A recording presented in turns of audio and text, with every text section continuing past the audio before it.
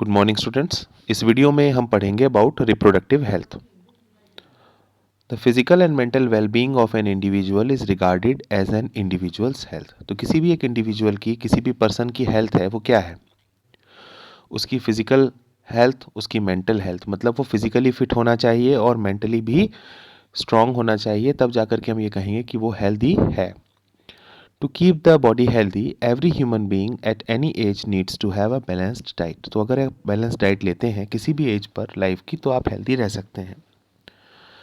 The person must also observe personal hygiene and undertake adequate physical exercise. तो अगर आप अपने आप को साफ रखेंगे, स्वच्छ रखेंगे और फिजिकल एक्सरसाइज भी करेंगे और बैलेंस डाइट लेंगे तो आप हेल्दी रहेंगे। During adolescence, however, these become even more essential as the body is growing. तो जब शरीर की ग्रोथ हो रही होती है एडोलेसेंस के टाइम पर, तो ये सब चीज़ें बहुत ज़रूरी हो जाती हैं। न्यूट्रिशनल नीड्स ऑफ एडोलेसेंट जो हैं वो बहुत ज़्यादा होती हैं। Adolescence is a stage of rapid growth and development and hence the diet for an adolescent has to be carefully planned. तो एक एडोलेसेंट की जो डाइट है वो उसको भी बहुत प्लान अच्छे से करना चाहिए, बिकॉज इस समय न्यूट्रिशनल नीड्स जो होती हैं वो काफ़ी होती हैं।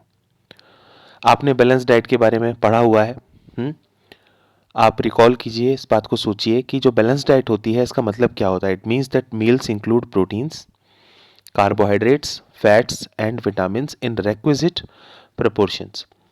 यानी बैलेंस डाइट के अंदर प्रोटीन, कार्बोहाइड्रेट, फैट, विटामिन्स, ये सब एक प्रॉपर प्रोपोर्शन में होने चाहिए, है ना।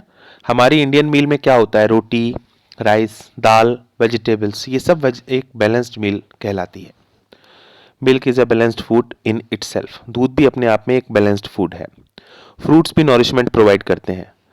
एक बेबी के लिए, जो छोटा बच्चा है, इन्फेंट है, उसके लिए मदर मिल्क एक नॉरिशमेंट का काम करता है। आयरन जो होता है हमारे फूड में, it builds blood.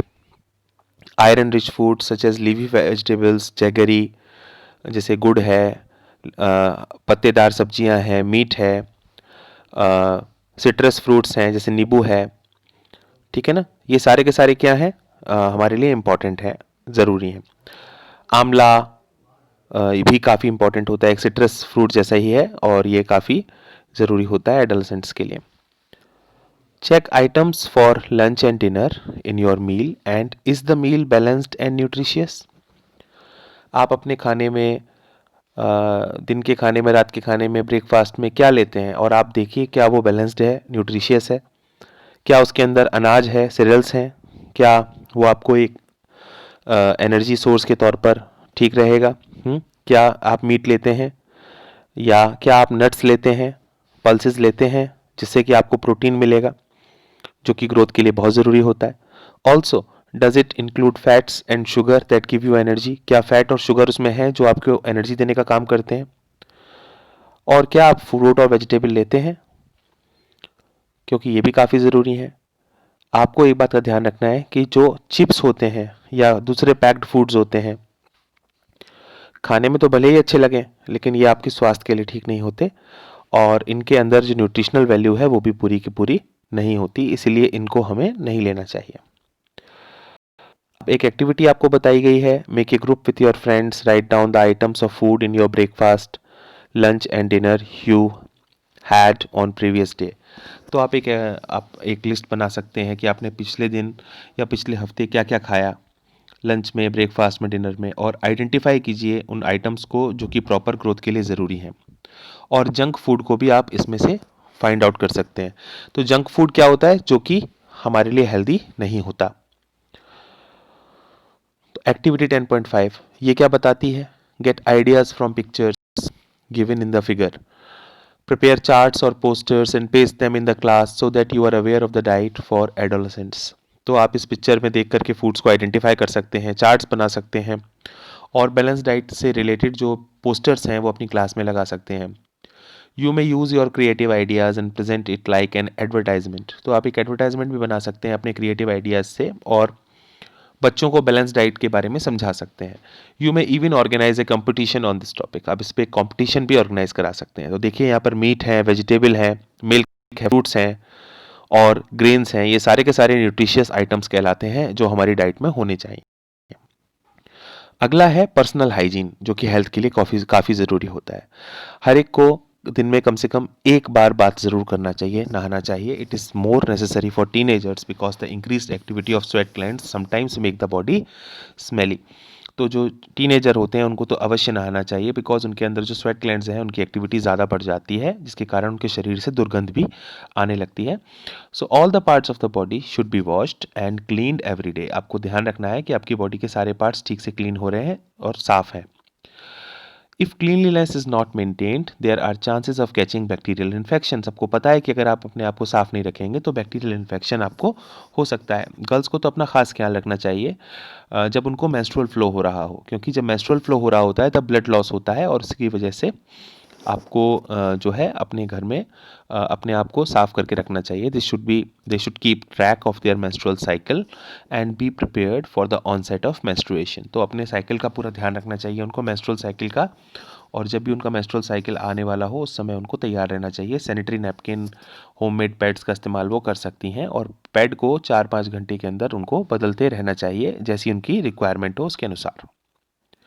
Physical exercise भी हमारी हेल्थ के लिए काफ़ी आवश्यक होती है। अगर हम खुली हवा में, फ्रेश एयर में दौड़ेंगे, भागेंगे, खेलेंगे तो हमारी बॉडी फिट रहेगी और हेल्दी भी रहेगी। सारे यंग बॉयज़ को, गर्ल्स को लंबे लंबे वॉक्स करने चाहिए, एक्सरसाइज करना चाहिए, आउटडोर गेम्स खेलने चाहिए ताकि वो हेल्दी रहें। तो ये सब है, ठीक है ना। अब देखिए myths and taboos, dos and don'ts. You have learned here from chapter 9 the scientific facts related to human reproduction. तुमने ह्यूमन रिप्रोडक्शन से रिलेटेड जितने भी साइंटिफिक चैप्टर थे इस चैप्टर में और चैप्टर 9 में पढ़े। बहुत सारे रॉन्ग नोशंस हैं जो हमारे समाज में अभी भी लोगों के बीच में बने हुए हैं। फॉर एग्जाम्पल, हमारे बॉडी में जो चेंज आते हैं वो क्यों आ रहे हैं इसके बारे में कई लोगों को क्लियर नहीं रहता है। Some of these are given below. A girl becomes pregnant if she looks at boys during menstruation. एक गर्ल जो है वो प्रेग्नेंट हो सकती है अगर वो लड़कों की तरफ देखती है मेंस्ट्रुएशन के टाइम पर, तो ये गलत है। The mother is responsible for the sex of child, ये भी गलत है। माँ बच्चे के सेक्स को डिसाइड नहीं करती, it is the father who decides the sex of child. Okay. A girl should not be allowed to work in the kitchen during menstruation. एक गर्ल को किचन में काम नहीं करना चाहिए मेंस्ट्रुएशन के टाइम पर। तो ये सब चीज़ें जो हैं गलत हैं, मिथ्स हैं। You may come across many other myths and taboos, and आपको और भी बहुत सारी ऐसी बातें सुनने को मिल सकती हैं, तो उन सबको आप डिस्कार्ड कीजिए, उन पर ध्यान ना दीजिए। There is another thing to note is adolescent pregnancy. You might be knowing that in our country the legal age for marriage is 18 years for girls and 21 years for boys. हम सब जानते हैं कि मैरिज की as लड़कियों में 18 साल है और लड़कों में 21 साल है। This is because teenager mothers are not prepared mentally और फिजिकली फॉर मदरहुड। ऐसा क्यों? क्योंकि गर्ल्स जो होती हैं, जो टीनेज में होती हैं, वो मेंटली और फिजिकली तैयार नहीं होती माँ बनने के लिए। अर्ली मैरिज हो या अर्ली मदरहुड हो जाए, यानी बच्चे को पालना पड़े बहुत यंग एज में या उनकी शादी जल्दी हो जाए, ऐसे में वो मदर की हेल्थ के लिए काफ़ी डेंजरस हो सकता है। इसीलिए जो एडोलेसेंट प्रेगनेंसी है उससे बचना चाहिए, है ना। इससे दिक्कत उस लड़की के जीवन में बहुत जल्दी आ सकती है और उसको मानसिक कष्ट होना निश्चित है। Next part of this chapter is activity 9.6। Collect data on the number of children in your class who exercise regularly and who do not exercise regularly. Did you notice any difference in their fitness and health? Prepare a report on the benefit of regular exercise. तो अपनी class में देखिए, ऐसे बच्चे भी होंगे जो regular exercise करते होंगे और ऐसे होंगे जो नहीं करते होंगे, और आप उनकी फिटनेस को कंपेयर कीजिए। आपको पता चल जाएगा कि रेगुलर एक्सरसाइज से क्या क्या फ़ायदे होते हैं। Say no to drugs. Adolescence is a period of much activity in the body and mind. Adolescence में हमारे बॉडी में, हमारे माइंड में बहुत सारी एक्टिविटीज़ आती हैं और ये नॉर्मल ग्रोइंग अप का हिस्सा है। तो आप इनसिक्योर या कंफ्यूज फील ना करें, सही रास्ते पर चलें। अगर कोई आपसे ये कहता है कि आपको रिलीफ मिलेगा, कि अगर आप ये ड्रग्स खा लीजिए आपको रिलीफ मिलेगा, तो आप उसको मना करें, ठीक है ना। किसी भी ड्रग का इस्तेमाल, ऐसी ड्रग का इस्तेमाल जो कि डॉक्टर आपको नहीं दे रहा है, कोई और पर्सन दे रहा है, तो ऐसी ड्रग का इस्तेमाल आप बिल्कुल ना करें। डॉक्टर के कहने पर ही ड्रग्स को इस्तेमाल करना चाहिए, क्योंकि बहुत सारी ड्रग्स जो होती हैं वो कैसी होती हैं, एडिक्टिव होती हैं, उनकी लत लग जाती है। और अगर आप उनको लेना शुरू कर दें और तो फिर आप बार बार उनको लेना शुरू कर देंगे और आपको ड्रग की आदत लग जाएगी और इससे आपकी बॉडी को नुकसान पहुंचने लगेगा, आपकी हैप्पीनेस और हेल्थ को भी प्रभावित करेंगे। आपने एड्स के बारे में भी सुना होगा, जो कि एक डेंजरस वायरस है जिसका नाम है HIV। ये आपकी बॉडी के अंदर आ सकता है किसी एक इन्फेक्टेड पर्सन की बॉडी के थ्रू। कब? जब आप उसके साथ बैठ कर के कोई ड्रग्स ले रहे हो जो कि सिरिंजेस की हेल्प से ली जाती है, और अगर आप दोनों एक ही सिरिंज का इस्तेमाल करें और उसको अगर HIV इन्फेक्शन है, उसको एड्स है, तो आपको भी हो सकता है। और ये इन्फेंट को भी ट्रांसफ़र हो सकता है उसकी माँ से। अगर माँ को एड्स है तो उसके बच्चे को भी ट्रांसफ़र हो सकता है मिल्क के द्वारा, ठीक है ना। और ये सेक्सुअल कांटेक्ट से भी ट्रांसफ़र हो सकता है। जब एक पर्सन दूसरे पर्सन के सेक्सुअल कांटेक्ट में आता है तब भी ये HIV जो है ये ट्रांसफ़र हो सकता है, ठीक है। तो इसीलिए आपको एड्स से बच के भी रहना चाहिए, और ऐसे में जब आप सेक्सुअली एक्टिव होते हैं तो आपको बहुत ज़्यादा प्रिकॉशंस लेने की ज़रूरत होती है। तो बच्चों, थैंक यू आपका, आपने ये वीडियो बहुत ध्यान से देखा। अगर आपको मेरा जो भाई समझ में आया और आपको ये चैनल अच्छा लगा तो उसको प्लीज़ सब्सक्राइब करिए। Thank you.